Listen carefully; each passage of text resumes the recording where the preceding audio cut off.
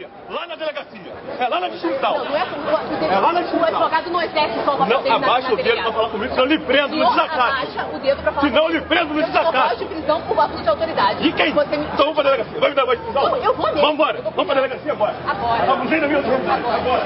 Bora. Agora. Bora. Não vou se tiver uma mulher. Não vou se tiver uma mulher. Eu vou pra delegacia. Não, mas eu não vou se tiver. Eu até vou com alguém me acompanhando. Então vamos pra delegacia. Não quero. Bora. Só se uma mulher entrar. Cadê a advogada? Vambora. Ela já foi lá com o grupo. Bora. Seu Pinto, não vou se não tiver uma mulher. Não vou, eu não tô me recusando. Agora eu vou com alguém que eu confio. Cadê o telefone? Calma, Leão.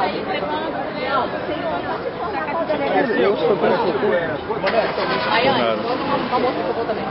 Por nada, ele... O que é?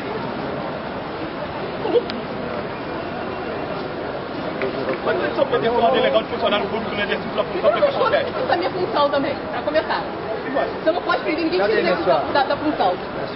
O senhor não conhece muito de legislação. Ele não conhece.